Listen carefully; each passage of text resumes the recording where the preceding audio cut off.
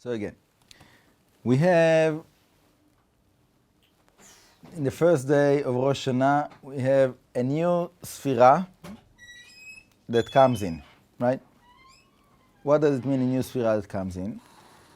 That every year, like we said, that there's a cycle of 24 hours, and there's a cycle of a year. So we're starting a new cycle. What will be the Sphira that we are dealing with in this coming year? So there's two kinds of calculation. One is according to a set of 10 years, right? So now we are in the Ein Tet, so it's the 9th year, right? So it's Yesod. So then the next year will be Malchut and Keter that are connected, right? So that's one way. Another way is according to the Shemitah, but I'm not going to speak about it right now. So let's say that next year will be Keter, which is Keter and Malchut, the Malchut of these 10 years, and the Keter of the coming next 10 years, right? So it's quite important, special significance. And every year that we're starting a new cycle of a new Sphira, so we're going through the whole process of creation. So like in the creation, we have all of those happenings, that we have the unity of Abba and Ima that are giving birth to Zun, and then Zun are born like Siamic twins that are connected in their back, and they have to go through the cut, which is in a certain way like a surgery, that to separate between them, right? So also here, we're going through all of those stages in the prayer of Rosh Hashanah. In other words, all of this process that we're speaking about here is exactly similar to what happened in the creation, right? So all of the Etz Chaim, it becomes to be alive in the meditation of the prayer of Rosh Hashanah, right? All of what happens in the beginning of the creation, with all of the details of it, even though we're not mentioning everything here, but we're starting in a certain point that is relevant for us, but also all what is before that is also part of the big picture, right? So every section that we go through, we have to go through all of those stages, right? And that's the reason, like every day we have to do all the meditations within every prayer, because every day is a new Sphira that we have to do the tikkun for it, right?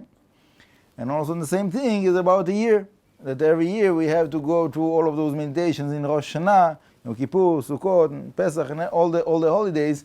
It's not the same thing, because every year we are doing the tikkunim in a different Sphira. We have a new thing that we have to take care of and to go through all of the details of it. So obviously, we know that Rosh Hashanah is very critical for what's going to be in the coming year, right?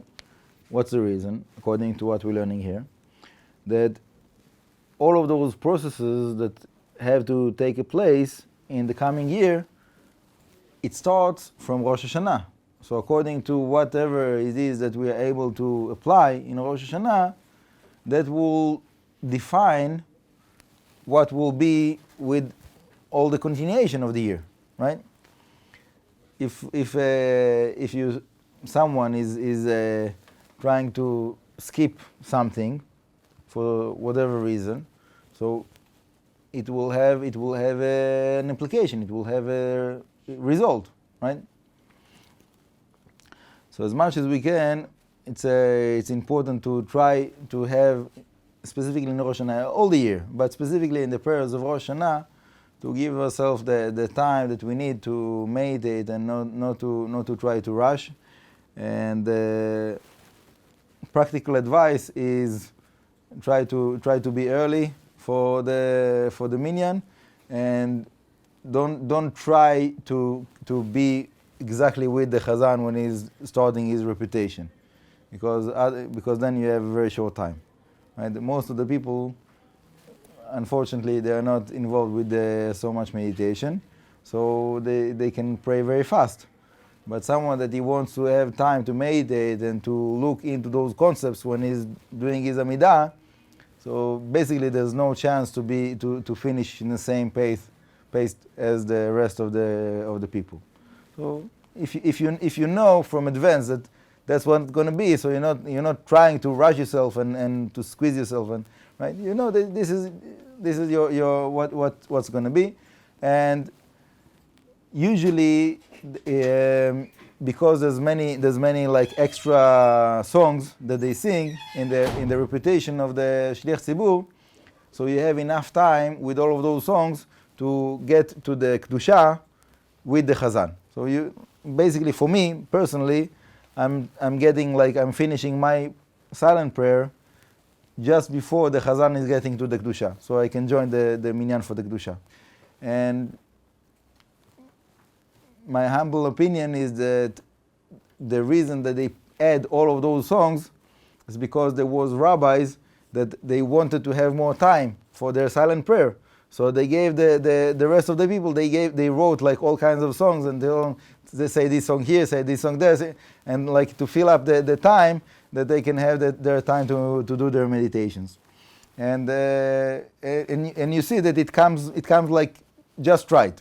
If you have like a congregation that they are not like rushing in the songs, they're like singing the songs really, so it comes just right, that you have enough time to meditate and you can be with them for the Kedusha. So try that and tell me what happened.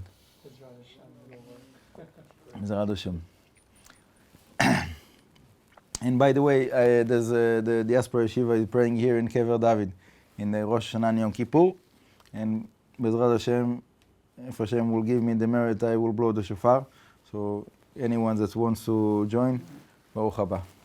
There's a nice songs also. So for the background of the meditation, it's good to have good singing. So now we're speaking about the second day of Rosh Hashanah. Okay. יום ב' דראש השנה, כל חלק הגבורה של הכתר שלו נשאר בכתר שלה. All of the half of the תפארת, of the גבורה, of the כתר, stays with the כתר of נוקבה. 6 o'clock? So maybe we'll leave this section of the second day for tomorrow.